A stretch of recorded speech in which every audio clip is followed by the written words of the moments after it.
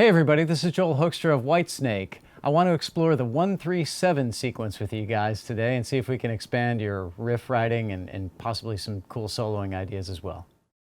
All right, so what the heck am I talking about, the 1-3-7 sequence? Well, for those of you that don't know the layout of a key, there are 7 chords in a key. 1, 4, and 5 are major. I'm sure you've all heard of a 1-4-5 progression, possibly. And then the 2, 3, and 6 are minor, and the 7 is diminished. If you build on those by adding the 7th tone, if you don't understand what a triad is, that's the 1st, 3rd, and 5th tone of the scale. So from each step of each key, you're building a triad from the 1st, 3rd, and 5th scale tones that you would hit. And the 7th is what we're working with today in place of the 5th. So in the key of G major, where the 1st note is obviously a G, and the 3rd note is B, instead of the 5th note, which is D, those are the 3 notes that build up a G major chord that you've played over the years. We're going to replace that D with the 7th note of the scale.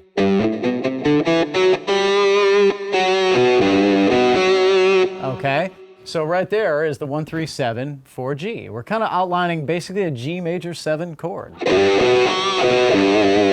which I think can lead to some cool riff ideas.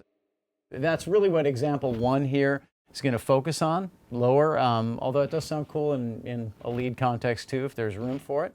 The 2nd chord in the key of G major would be A minor 7, okay? Now what I'm doing there is I'm thinking from the A. For those of you that don't know your modes laid out on the neck, you should check into that because it's easier to understand some of this stuff, but I could show you just starting on that same G major scale from here. The 1st note would be A. The 3rd note is a C. 5, 6, 7. The 7th note would be this G. So, okay, so we have G major 7, A minor 7, and the theory would continue on and on. I'm going to kind of skip on some of that stuff here. B minor 7, C major 7, D7, which is a different shape than the others. The major 7s that we've hit so far are identical in the minor 7s. The D7 has the 3rd is the same, but a flatted 7, not, right? Now we're going to get to E minor 7, and F sharp minor 7 flat 5 would technically, theoretically be the name of the 7th chord. But we don't have to worry about that flat 5. We're blowing off the 5s here, right? So we have the 1. Really, it's shaped identical to a minor 7. So if you're wondering why in the magazine the chord over it has a different name, that would be if the 5th were included. Theoretically, that would look... The 5th would be that diminished. Okay? So hopefully some of these shapes you can come up with some cool riffs.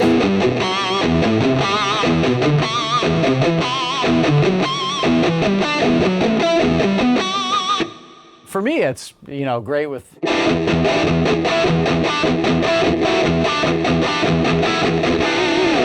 They're not dissonant, so dissonant that you can't get away with them in a high gain situation like this.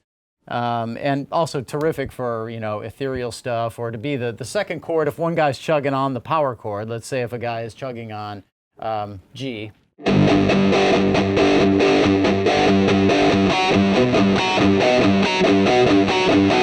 To have that be the 2nd guitar part.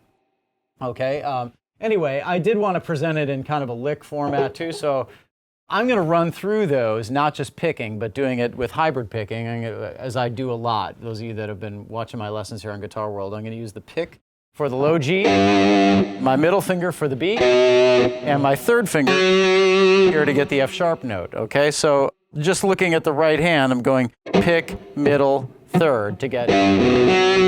Okay, and that's going to stay the same all the way up that first exercise.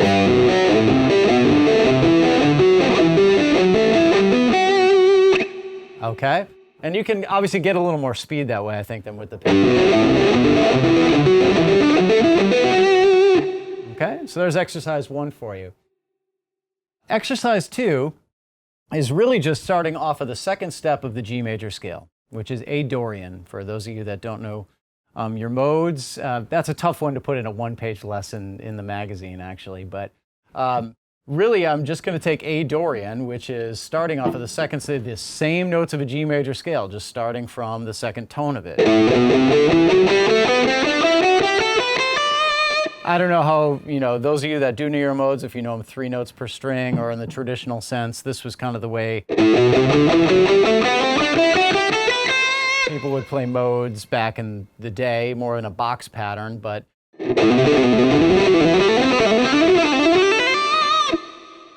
that way you're able to, get a little more, like in terms of the shred context, having 3 per string, better for hammer-ons and pull-offs and things like that. Anyway, so here's the way that sequence is going to break down. We're going to take the A and hammer down the C, and then get the G.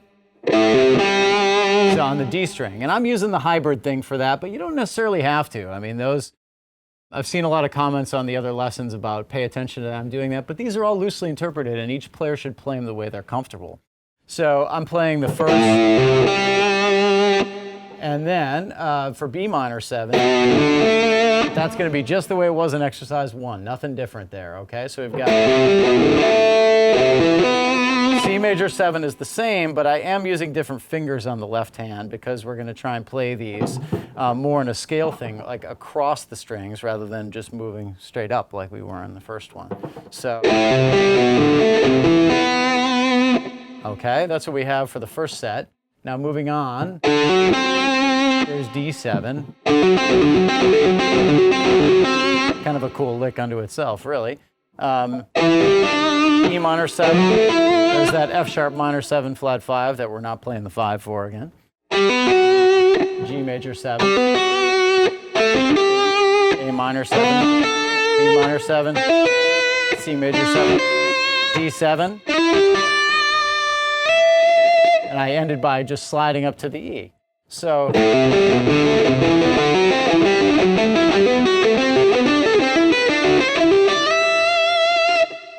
okay, kind of a cool sequence to throw into your leads. That sounds, because you're outlining chords, this sequence tends to sound really melodic. And again, it doesn't have to be that whole scale. That might be a bit redundant, but this is a great exercise and a way to get acclimated with playing the sequence, and hopefully you can blend it into your tasteful lead playing. But here it is one more time for you.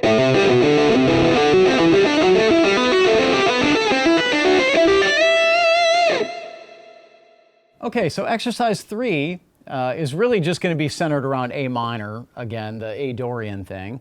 It's really just kind of stacking those 7ths to create one big chord. So I'm taking the A minor 7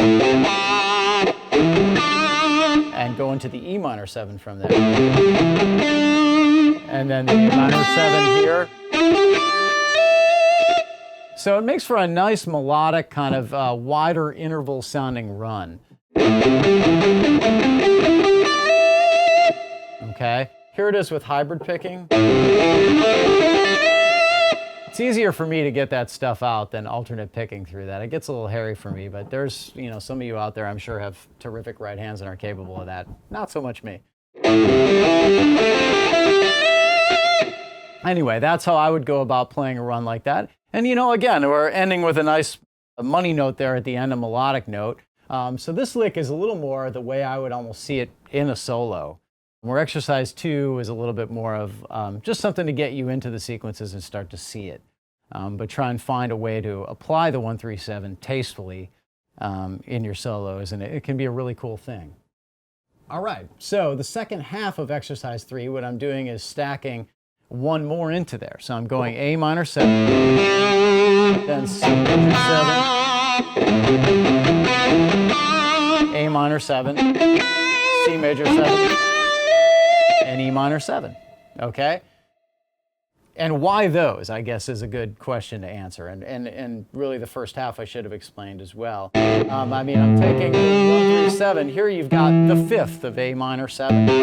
There's the flat 7. So the only new interval we're adding there in adding that E minor 7 is the 11, or the 4, for those of you that... So we're kind of outlining a big A minor 11 chord. Okay, now with this one, we've got A minor 7, to C major 7. What are the intervals then? So we've got, again, right here, that's the third that we've already played, the flat 3. Here's the 5th of A, and there's a 9. So with this, we've got really an A minor 9 being outlined.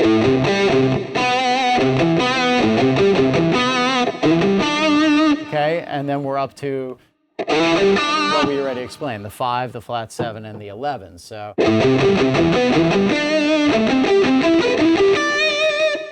okay, even sounds cool like that, just kind of articulated.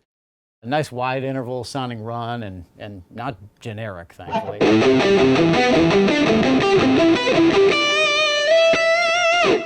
Okay, and in hybrid land, it sounds like this. So exercise 4 is going to take those 1, 3, 7s in the key of G, G major and E minor, and just kind of walk them up strings 1, 2, and 3 here, okay? So the way it's shaped for A minor 7, B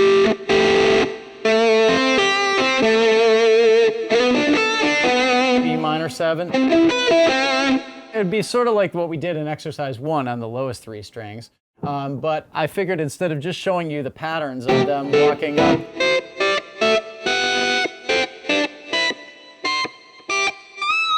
I figured I'd put it in a little bit more of a context of a fun lead thing to practice. So what I'm doing with the A minor 7 is I'm pulling off on the B and then getting the G string, okay? And then I'm pulling off on the high E, getting the G. Great place to start.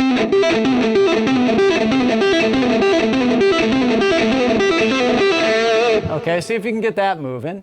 And then really I'm just moving it up the sequence. So we have the A minor.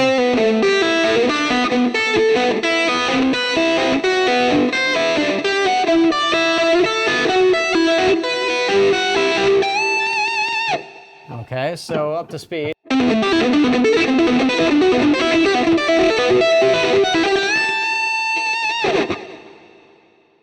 So anyway, there you go, guys. That's some of the things that I would do with the 1, 3, 7 sequence. I hope it's maybe just something that generates some ideas for you. Most of my lessons I like to make conceptual in nature, not necessarily learning what I'm teaching you lick for lick or note for note. It's really up to each player to find what they want to do with it. Maybe some guys are going to play this on more of a clean tone and want to let the notes sit down more. And obviously with high gain, you want to try and mute or articulate and separate the notes. But, you know, do your thing with them. Maybe some of you guys are more into playing rhythm out there, and I think even with that, like exercise 1 is a great place to start with that, or to use some of these shapes and hopefully maybe it'll give you an idea or two. Anyway, it's a pleasure for me to be here, and I hope that you guys enjoy the lesson.